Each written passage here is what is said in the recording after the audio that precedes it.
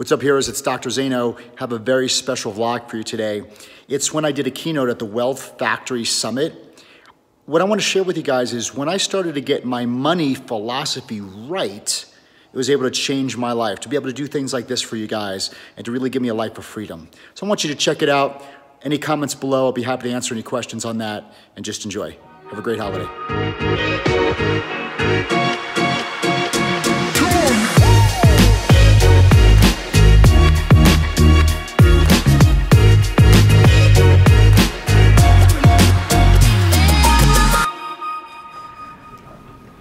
If we were to go around the room and ask, well, why are you here? I'd be just as guilty of giving you a success 101 answer, right? Well, I'm here, I trust Garrett. But I want to talk to you about taking it a little bit deeper. Because, yes, Garrett's team built this stage and created the date of the event, but you created the event. Right? You created yourself to be here. You could have been somewhere else tonight. You could have spent your money on something else tonight. You could have been home versus being in a blizzard tonight. So deep in you, there's even in a good sense, a selfish reason. You're here for something to solve a solution, and the solution may be a conversation you're even afraid to have with anybody else. So meditate on that. Why are you here? When I was growing up, I had wonderful parents. They worked hard together. They both came from massive scarcity. I had a dad who was pulled out in the 10th grade of high school. My mom never finished high school. And so back when entrepreneurship today is cool. But entrepreneur back then meant you weren't educated and you had to start and work your ass off, right? So they came out of this like post-depression kind of atmosphere, built one of the first video businesses in 1975 and really built, we achieved middle class. We achieved the American dream. But I saw the arguments. I saw my parents getting suckered into get-rich-quick schemes. I saw my parents buy land, and then we found out there was no land. I've seen it all. I see them just waste everything they worked hard for. And little did I know as I grew that deep-rooted inside was the scarcity thing. I knew what I didn't want. I didn't want to be like what my parents went through. I didn't want to stress over finances. So, in a very motivating way, I allowed scarcity, lack, and the fear of ending up like my parents to motivate me. I call it the dark side, because it is motivating. But that type of motivation causes cancer. It causes stress. It causes worry. So I went through my life. We became successful. I became a chiropractor. I'll share a little bit of that story. My wife and I started our practice in 2005. And today we became the largest clinic in the history of the profession. Right? We had it all. It was great. But 6 years ago, before we met Garrett, watch what happened. All these great opportunities because you have some money. Hey, my brother-in-law is a day trader. He's killing it. All right, here's $250,000. He has a headache. It disappeared. Hey, there's a gaming website. Invest in it. It's pretty good. It also serves charity. Here's $150,000. Gone. So it's like, and then I actually thought to myself, I am actually creating the self-fulfilling prophecy. I'm turning like who? My parents. And I'm getting scared. And even though we're doing well, no number made me feel at peace because I was working for money. I was allowing that to dictate my life, that number versus peace and happiness and abundance. So I had a friend of mine. So in 6 months, about $500,000 disappeared. And now I'm even more scared. I'm holding on even tighter. And then a friend of mine is like, listen, I need you to meet Garrett Gunderson. And by this time, my wife and I went through 7 different financial advisors. And I remember literally one financial advisor, when everything was going down, took out the cups and kind of like was doing a seashell cup game analogy. I looked at my wife, I'm like, he's out of here, right? So because we were never at peace with whoever, because I was giving my money and saying, hey, listen, here's our funds. I'm trusting you with it. And I put something that was a commodity of our life that almost dictated our life in the hands of somebody else. And no one cared about her health or her life as much as we did. So a friend of mine was like, you got to meet Garrett. And I trusted my friend. I'm like, okay. And it was the first vacation I had with my wife for 6 years. Because the practice, every time I stepped out of the practice, I lost money, right? So I had this weird guilt. So my life, I was chained to my brick and mortar practice. Meant that if I went on vacation, all I was thinking about is how I'm getting kicked in the face because every time I left the office, we didn't produce. So I had a very dysfunctional relationship with any type of living abundant in life or creating experiences with your family. So I got on the phone with Garrett. I trusted my friend Dan. He's like, listen, Garrett, talked to him on the phone, and I'm very coachable. I'm like, what do I need to do? He's like, sign up. You know, we talked about it. It was $25,000 at that time. I'm like, all right, because I don't want to be like this anymore. And a lot of you are here today because there's something on the inside you don't want anymore. You want to be free of it. And so we started working with Garrett. My wife does all the books and all the intensive stuff that you guys did in the beginning. And then I was with another group, you know, coming in, and we wanted Garrett on the board. So it was $50,000 a year. Boom, we're in. And over that 1 year, something shifted in my life. I went from a scarcity mentality to developing my soul purpose, to going into abundance, and I felt free for the very first time in my life. Because see, I grew up in a scarcity mindset, but then my wife grew up where her parents struggled. They almost went bankrupt twice, or they did once, and maybe twice. So you bring two of us together, and we're holding on, and we were motivated by the wrong thing. And just to let you know what happened during that year, Garrett helped us create a battleship, meaning that the money we did create, we didn't lose, all right? Thank God. Family trust, family corporation. Then we got the whole life going on. And then Garrett, he might have talked to you about even corporate life insurance with a private bank where they funded it. So we got that all in order to go.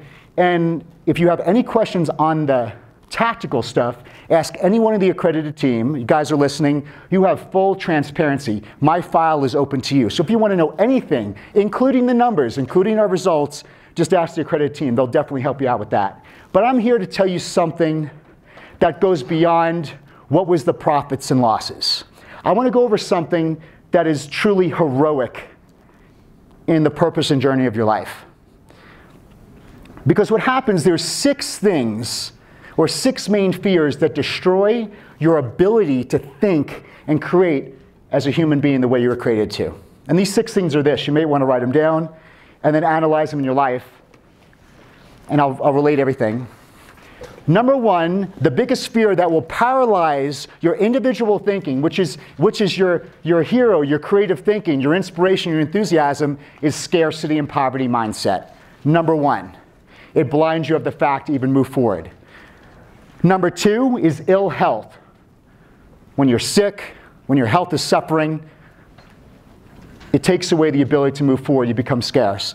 Number 3, the fear of criticism. So you guys have gifts, you have dreams. What do you want for your life? But you're wondering, well, what's so-and-so going to think? So we're afraid of that.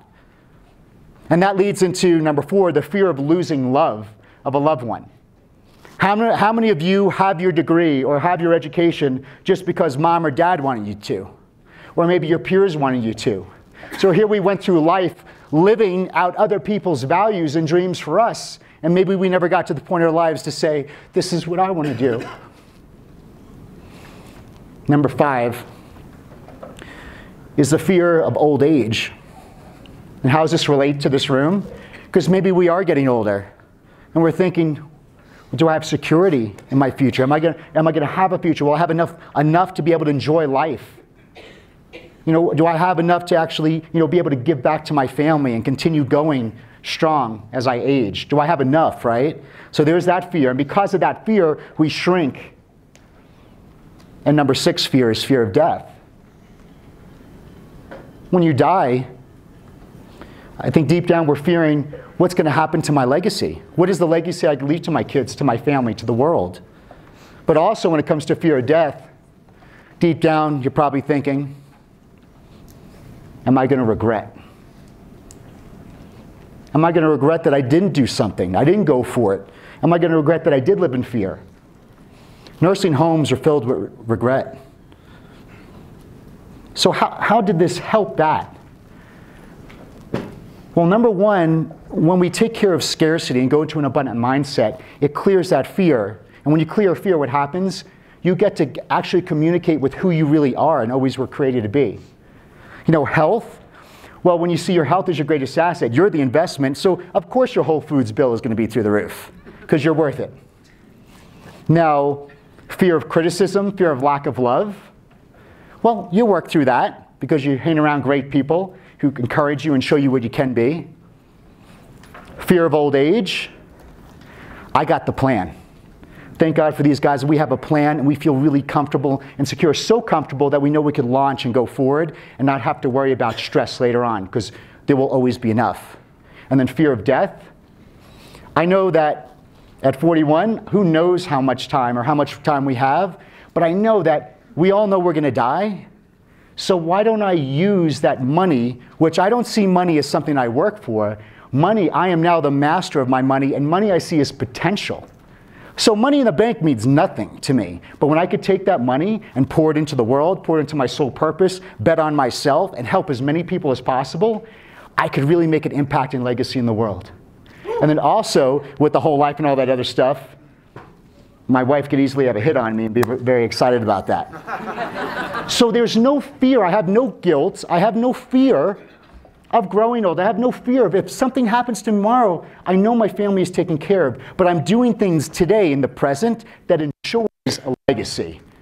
Not only when I'm alive, but long after I'm gone. So when those fears cleared away, something happened, meaning a year ago, probably last December, if you looked at my life, I checked it all off, right? I had the top practice in the world, check, right? I had financial freedom, financial security, thank you, Wealth Factory, check. I had a beautiful wife that supports me, check. 2 beautiful, healthy kids, check. All the time in the world to do what I want. But yet I was depressed. I was burnt out. Something was going on the inside that I didn't understand. And that was my conversation I couldn't have with anybody without anybody saying, dude, you're blessed. Stop being ungrateful. But it was something deep inside. I didn't know what it was. Am I burnt out? Am I going through a midlife crisis? Did I lose my purpose? So I questioned my purpose. Well, why am I doing what I'm doing? Well, to help people. Well, yeah, well, why? So they could live their optimal potential. I'm like, yeah, why?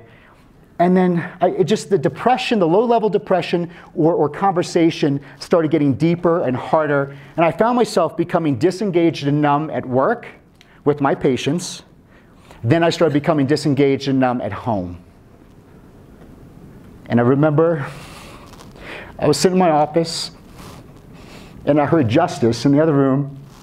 Because what happens when you're battling on the inside, you take it out on everybody else. I heard him say to his mother in the other room, Mommy, what happened to Daddy? I couldn't hide this pain anymore.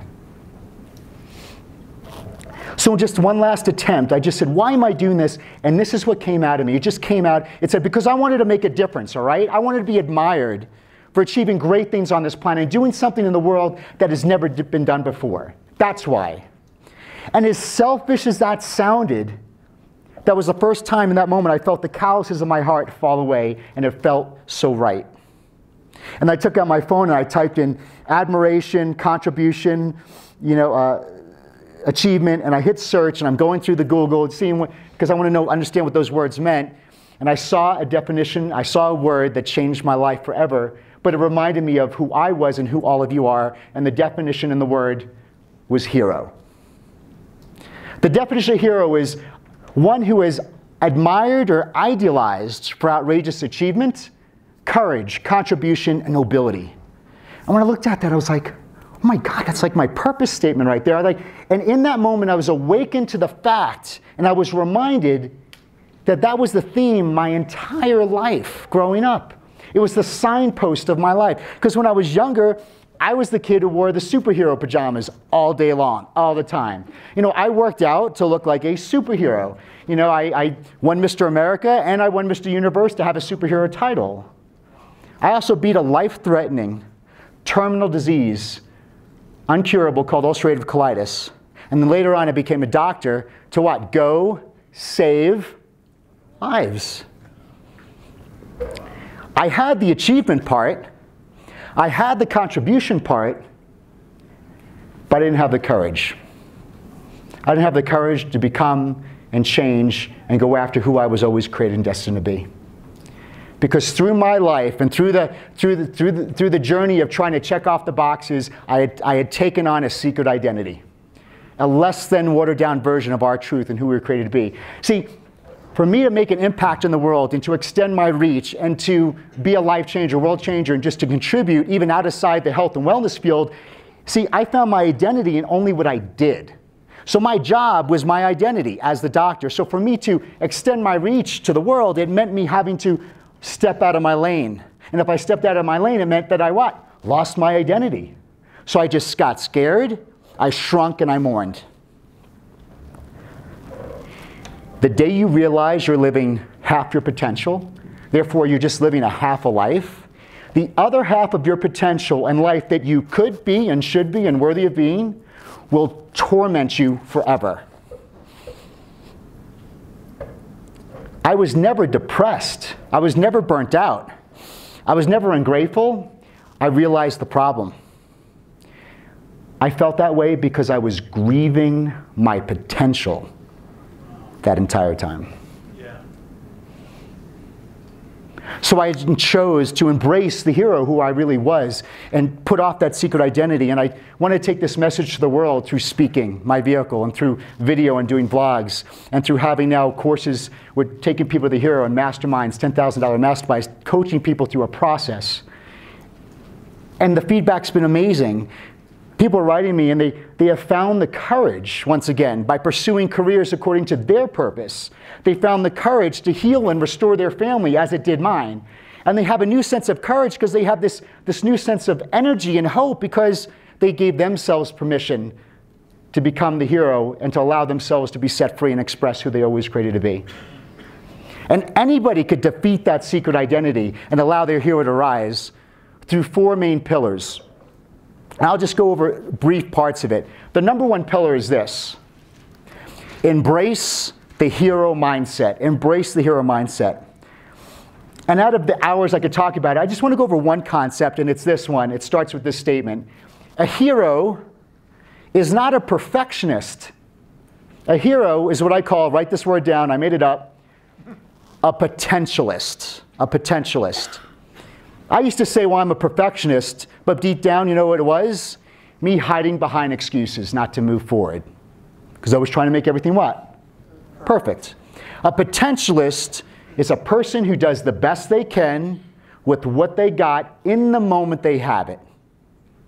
That's all you could ask of yourself today, right? Do the best you can with what you got in the moment you have it. You know, if I had one arm behind, if I broke one arm, I just got to do the best I can with what I have. So be a potentialist. Then next, we have to maximize our superpowers. One of the purposes of a hero is to discover, or should I really say remember, your superpowers, your unique gifts and talents. The work of a hero's life is to develop and hone in and strengthen those gifts and talents. And then the mission of a hero is to give those talents out to the world in abundance for the benefit of others.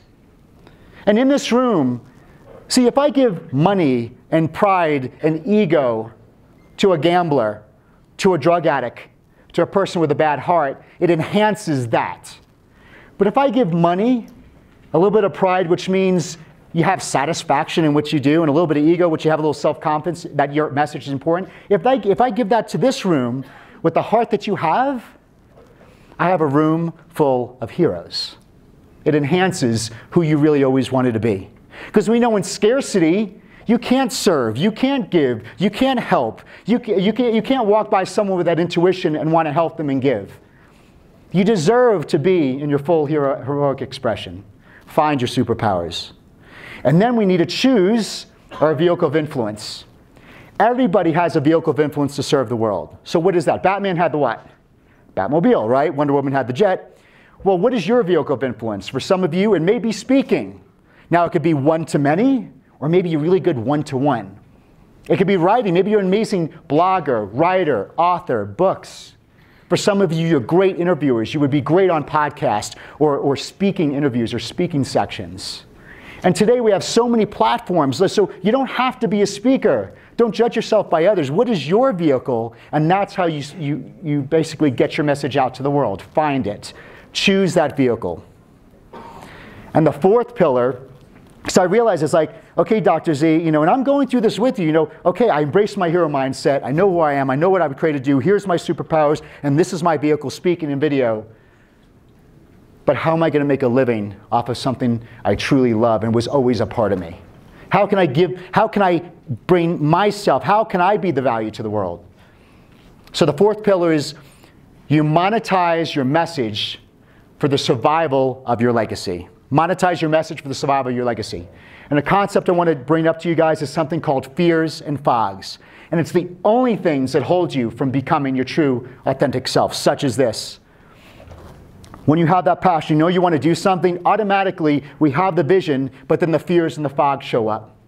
You start to say, well, I don't know how to do what? I don't know how to build a website. I don't know how to do the social media or the Facebook ads. I don't know how to do the whole family trust thing. And what happens is we start focusing on what we can't do, right? And the longer we start focusing on what we can't do, time goes by and all of a sudden we just do what? Give up. And what's dangerous in this room, everybody's doing really good where they're at, right? We're doing good. And sometimes doing good is the enemy of becoming great. Because it's easy for me to say, hey, listen, I'm just going to go back to my practice. Everything's doing wonderful. But I say this, so the fears and the fogs mean, so those fears and fogs that are it's like they're in the way.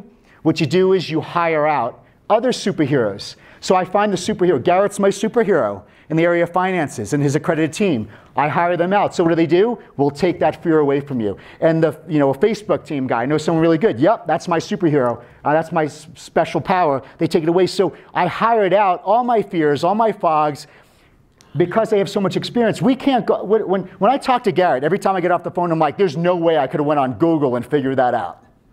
Right? There's no way I could look at a YouTube video and figure this stuff out. So you give it to the heroes and allow them to take those fears and fogs away. It shrinks time, experience, and a lot of mistakes, and now you could drive forward in your sole purpose and do what you were created to do.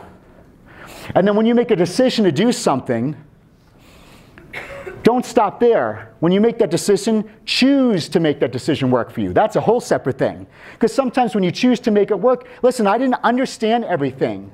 I had to trust, I had to choose to make it work, even though that part of me from being raised, that scarcity was trying to fight back, that secret identity was fighting back. So I choose to make it work, and it was the best decision we ever made.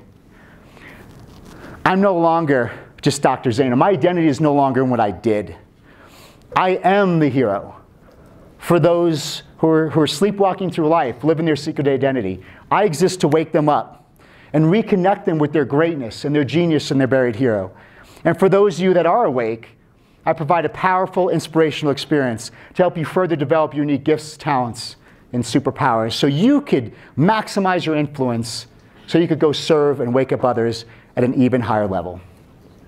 Because I believe all of you and all of your clients and all the people that you surround yourself with, all of you were born with seeds of greatness, and you are capable of doing heroic things. Thank you.